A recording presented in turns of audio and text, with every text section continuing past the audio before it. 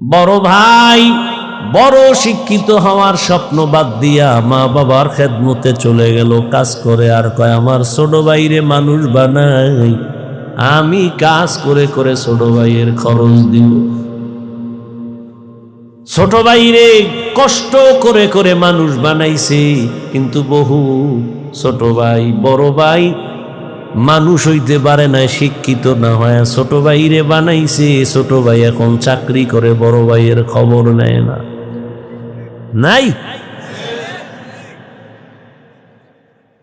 ঈদের সময় এখন বিয়ে করি না, কত আনন্দ, চাকরি করে, টাকার অভাব নাই।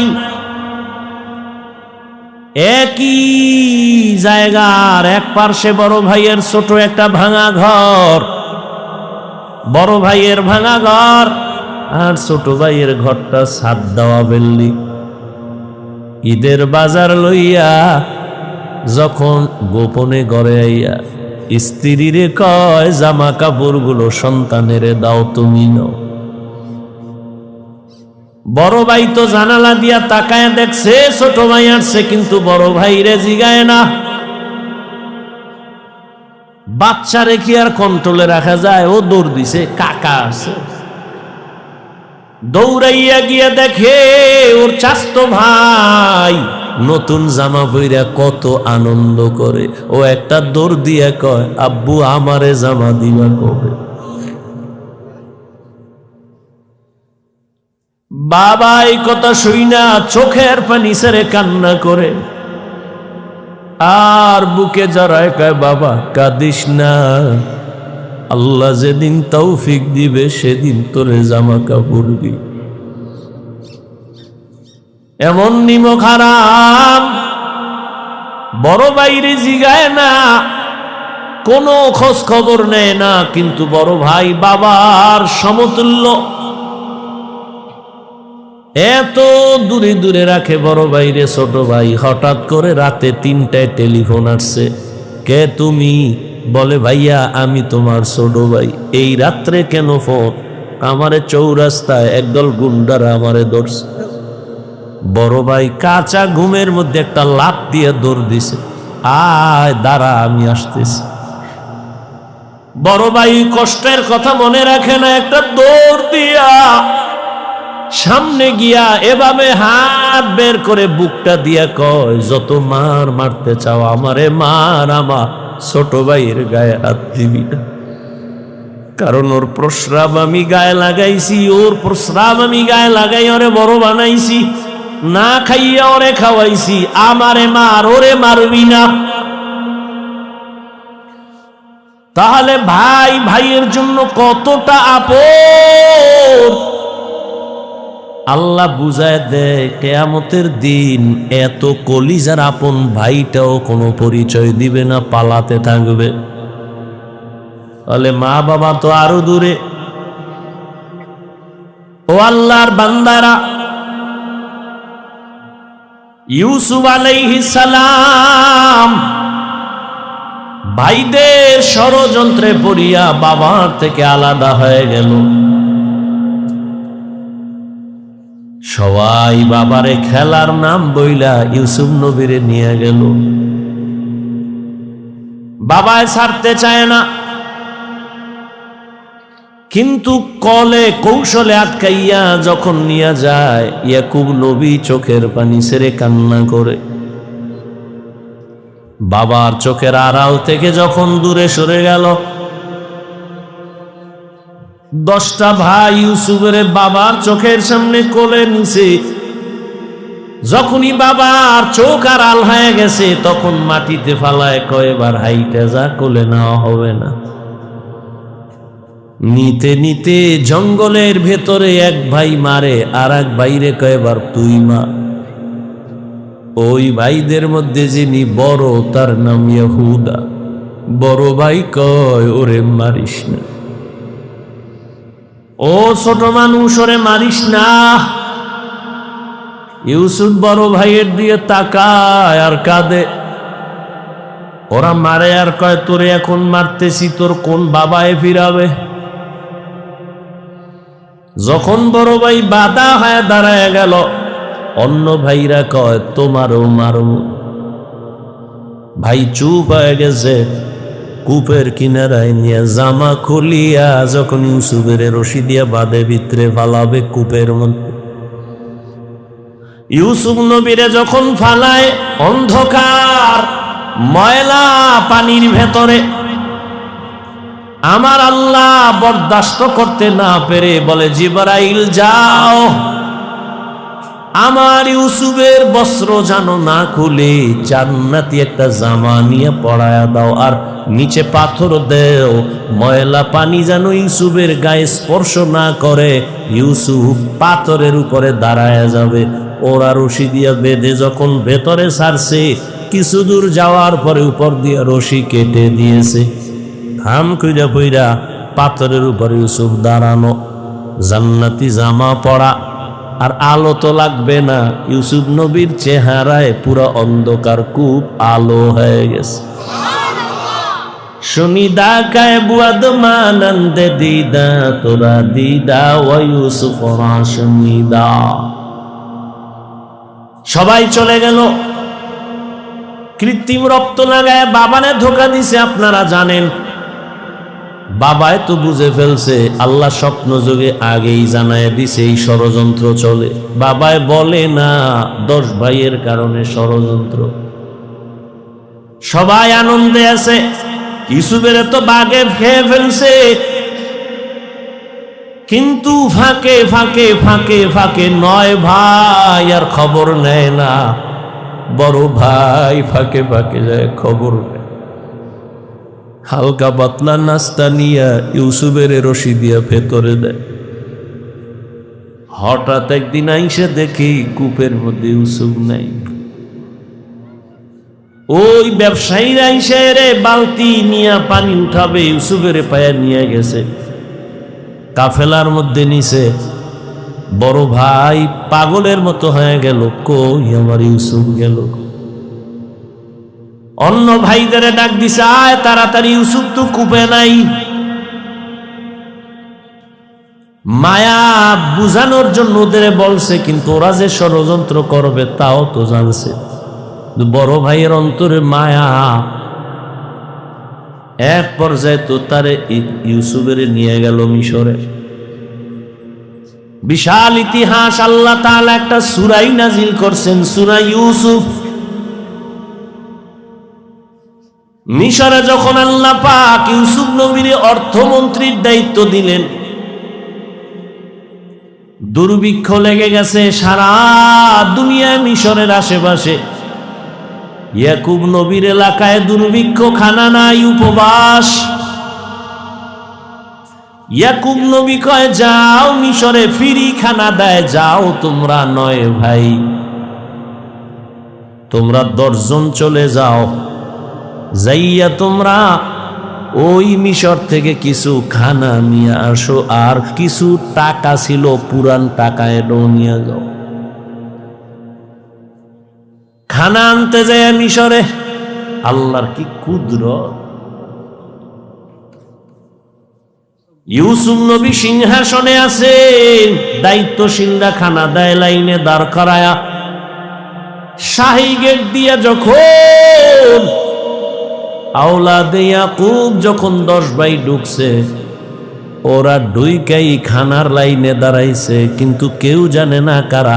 ইউসুফ দেখেই চিনে ফেলছে, আমার সেই 10 ভাই। ইউসুফ নবী গোপন রাখছে, পরিচয় দেয় না। এদের ডাইকা পরিচয়হীন ভাবে নিজেকে পরিচয় গোপন রাইখা এরপরে পরিচয় নিল, আপনারা কোথা থেকে আসছেন, কেনান থেকে আসছেন, আপনাদের আব্বার নাম কি? বলে আব্বার নাম ইয়াকুব। বলে আপনাদের আব্বা কেমন আছে? বলে ভালো। অনেক ভালো। কহা তবে একটা ভাই আমাকে হারায় গেছে। তাই নাকি? বলে হ্যাঁ। পরে কয় আমার আব্বা যেন ওই ভাইকে হারায়া কানতে কানতে কানতে কানতে অন্ধ হয়ে গেছে। ইউসুফ নবী পারে না, চিল্লায় কান্না করে, কিন্তু কন্ট্রোলে নিয়ে কয় আপনারা কয় ভাই? কয় আমরা 10 ভাই। কার ভাই নেই? কয় এক ভাই তো হারায় গেছে। আর নাই? হ্যাঁ আর একজন আছে বিনিয়ামিন। কই? সে আব্বার কাছে। দায়িত্বশীলকে গোপনে বলে দিল ইচ্ছা রকম খানা দে, বস্তা বইরে দিবি, আর ও যে টাকা দিছে ওই টাকাও খানার মধ্যে ঢুকাই দিব, ওরা যেন না দেখে। ইউসুফ নবী বিদায় বেলা বলে দিলেন মেহমানদারি করা, চলে যান, খানা তো বেশি দিন থাকবে না, শেষ হইলে আবার আসবেন। তবে একটা শর্ত, ওই ছোট ভাই আপনাদের সাথে নিয়ে আসবেন, না হয় খানা দেওয়া হবে না। ইউসুফের আপন ছোট ভাই বিনিয়ামিন বাড়িতে যাইয়া 10 ভাই প্রশংসা করে, বাবা মিশরে যে আমগো খানা দিছে অর্থমন্ত্রী বড় ভালো মানুষ, আমাদের আলাদা সম্মান দিছে, মেহমানদারি করাইছে। ওরা তো জানে না আমগো ইউসুফ।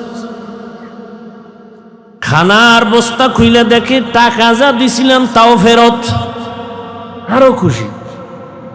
এইবার আব্বা যান আমাদের একটা শর্ত দিছে, আবার খানা আনতে যাইতে বলছে, তবে ছোট ভাইরে না নিলে দিবে না।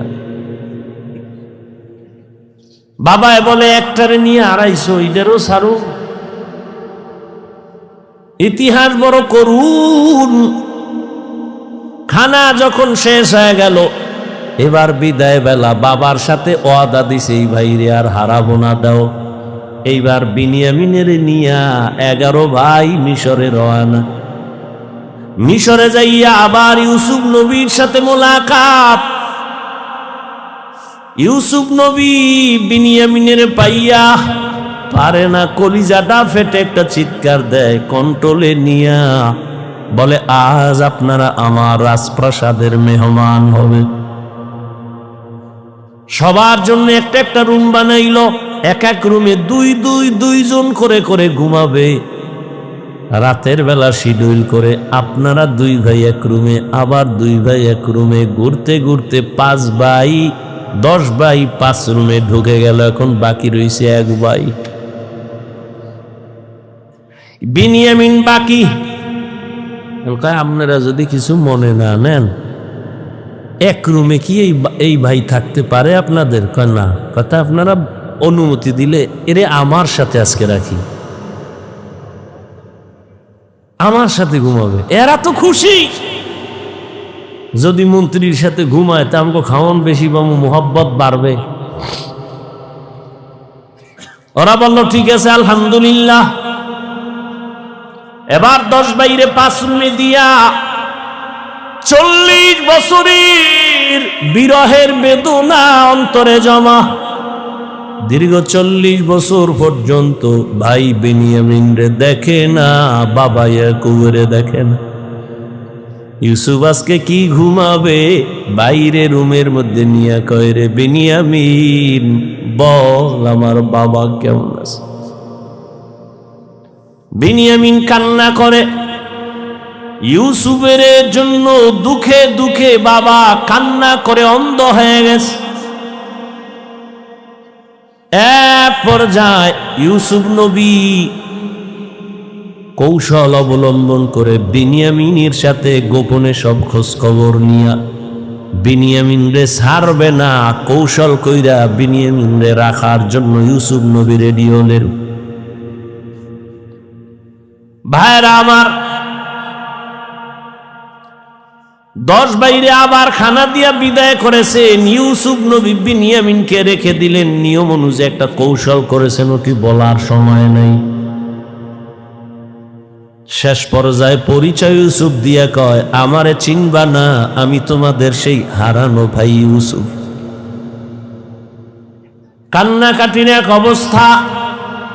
বলে আজ আমি তোমাদের উপরে কোনো প্রতিশোধ নিব না, যাও আমার বাবারে সালাম জানাও, আর আমার একটা জামা আছে জামাটা নিয়ে যাও। আমার আব্বা জান অন্ধ, ওই জামাটা আমারে আল্লাহ জান্নাত থেকে পাঠাইছেন, কূপের মধ্যে যে জামা পরছিল ওই জামাটা নিয়ে যাও, আর আমার আব্বাজানের চোখের মধ্যে লাগাইলে আব্বাজানের অন্ধ চোখ ভালো হয়ে যাবে। আর আব্বা জানরে সহ আম্মারে নিয়া তোমরা এইবার সব আমার আমন্ত্রণে মেহমান হয়ে এখানে চলে আসবা।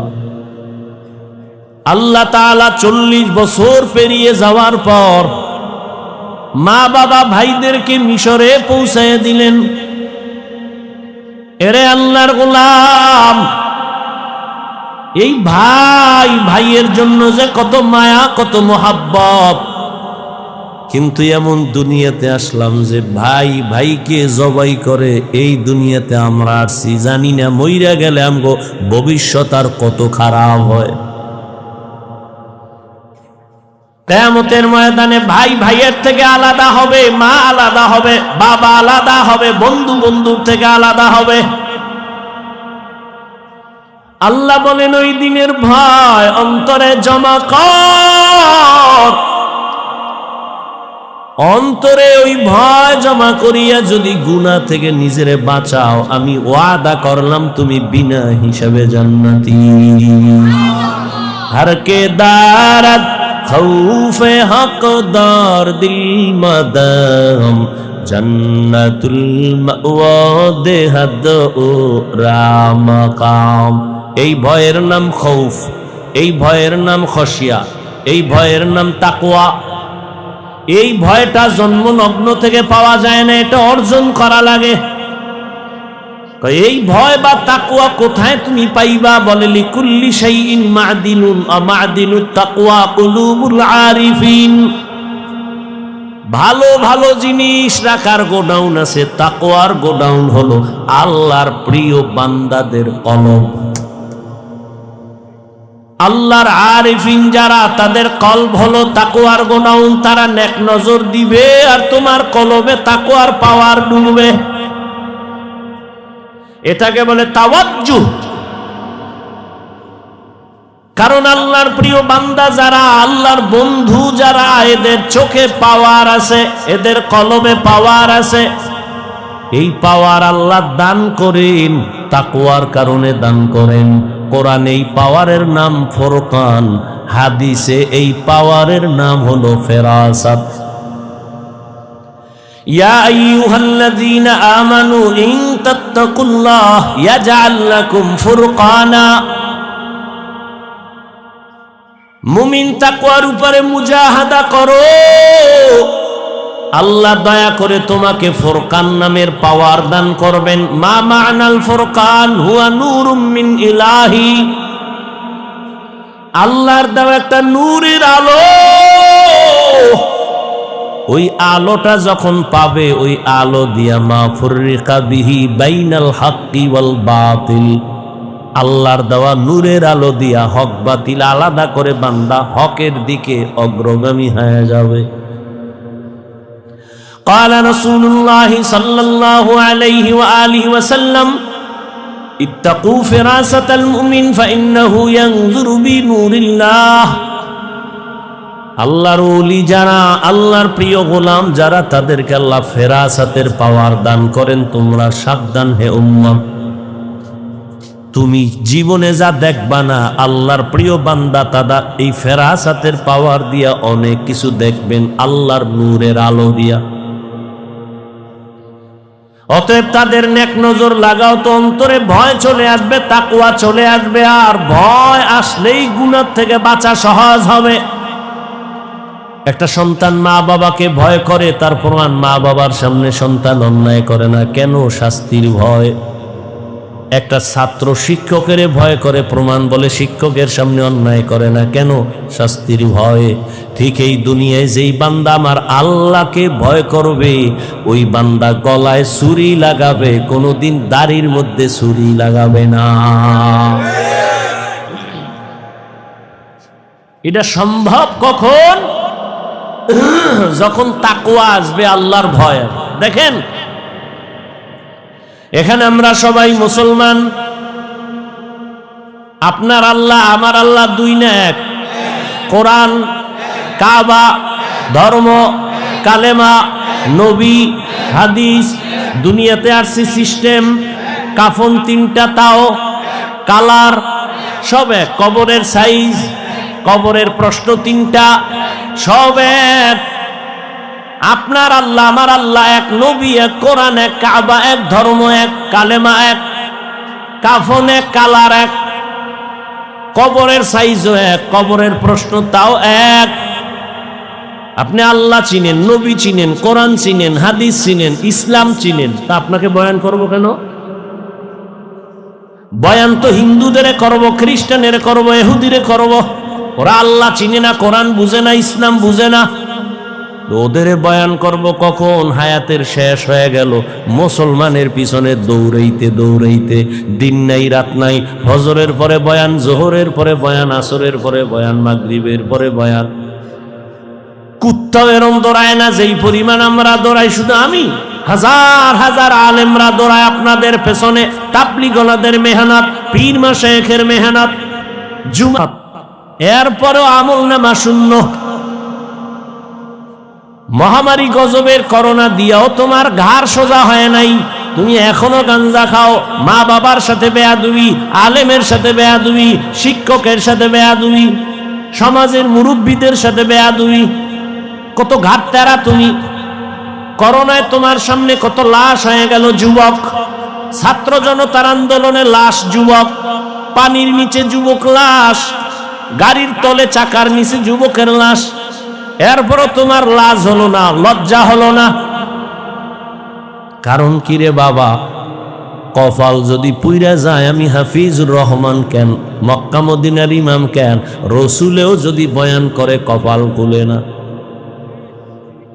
যেই রসুলের এক নজর দেখলে ক্ষুধা থাকে না, কেমন মায়ার নবী, সেই নবীকে টানা 13 বছর দেখলো, কত বড় বেঈমান যে 13 বছর বয়ান শুনলো, দেখলো কালেমা পড়ে না। আর অন্যদিকে একটা 27 বছরের যুবক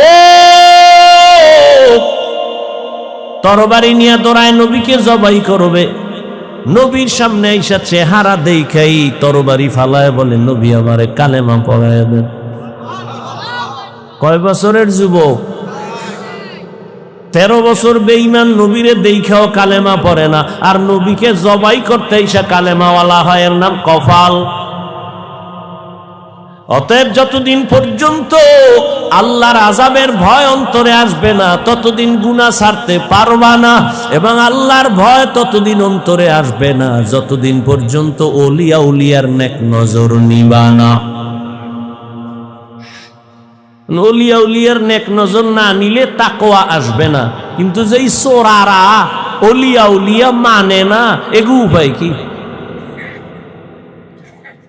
নাই এরম কেউ বলে আমরা ওলি মানি না, আউলিয়া মানি না? নাই। আল্লাহর জাতের কসম, ওয়াল্লাহি বিল্লাহি তাল্লাহি, আল্লাহর কসম একবার, আল্লাহর কসম 2 বার, আল্লাহর কসম 3 বার। যারা বলে আমরা ওলি মানি না, আউলিয়া মানি না, 3 বার কসম করে বললাম, ওরা কোরআন মানে না, বুখারী শরীফ মানে না, ওরা ভণ্ড, ওরা বাতিল। ওদের যারা ভণ্ড বলে না, তারাও ভণ্ড।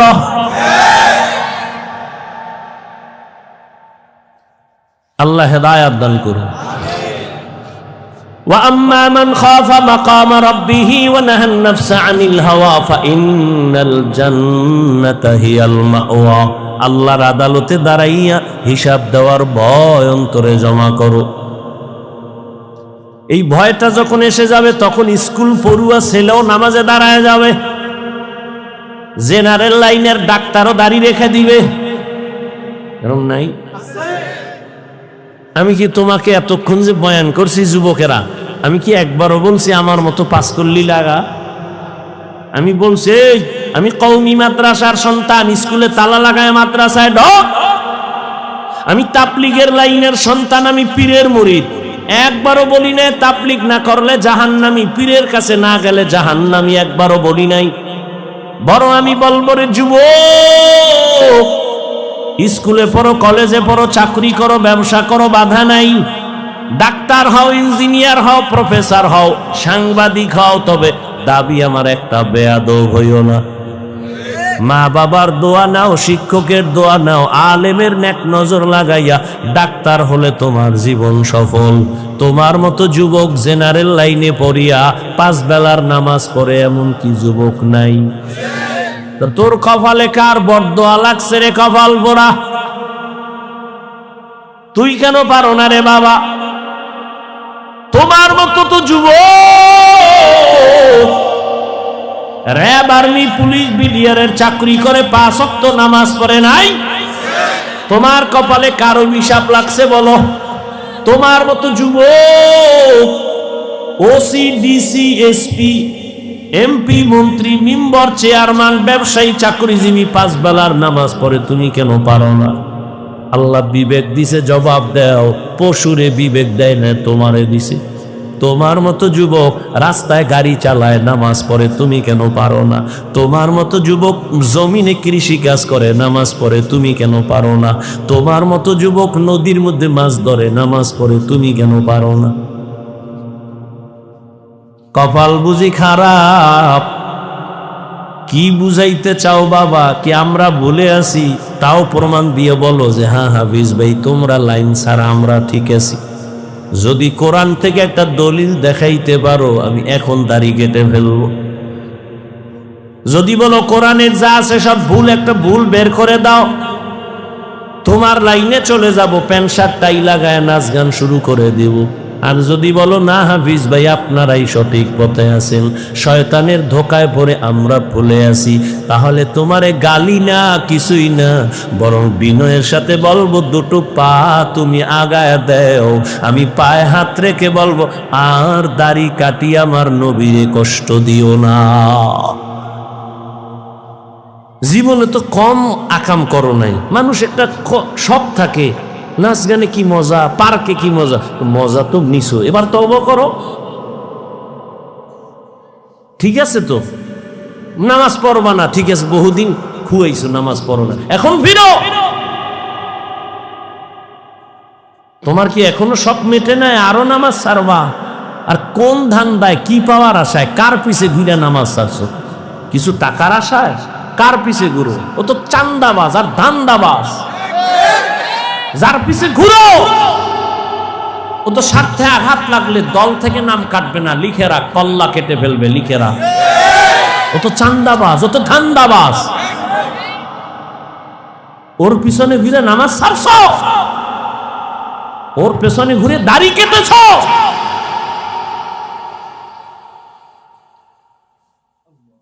কই আমরা তো রসুলের আদর্শ মাই না, কই সম্মান তো কমে নেই।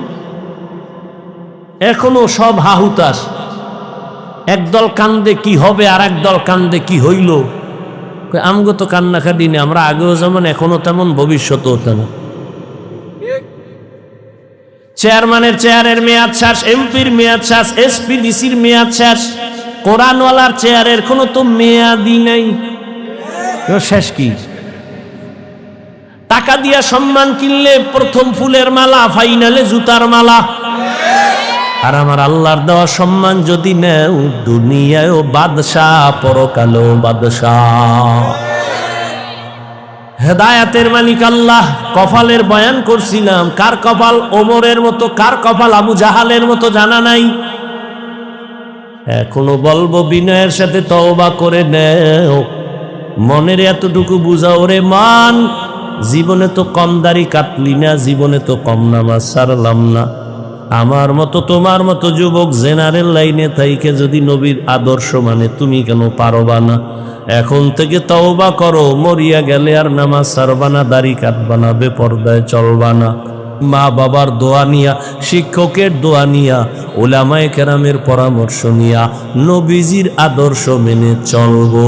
তওবা করার মতো যদি নিয়ত হয়, মুনাফিকি না থাকে, খাঁটি তওবার নিয়তে দুটো হাত আল্লাহকে দেখায়া দাও। আয় আল্লাহ, হাতগুলো কবুল করে নেন, তওবা কবুল করে নেন।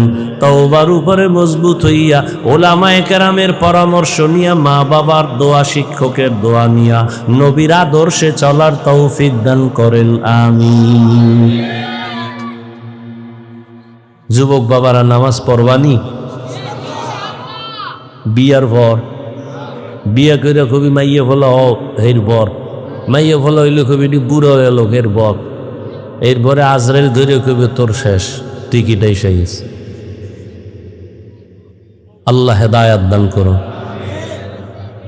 ঘুমে ধরছে? দেশি ক্ষুধা? তাহলে শেষ পর্যন্ত বৈশা বয়ান শুনবেন, ওলামায়ে কেরাম বয়ান করবেন, কেউ উঠবেন না। আমি যে কথাগুলো বললাম আমাকে আপনাদের সকলকে সহি তরিকায় আমলের তৌফিক দান করে। এখানে বসে বয়ান শুনবেন, উইঠা কেউ যাবেন, এটা আদব না, আর এটা মহব্বত না। কথা যা বলছি না মানলে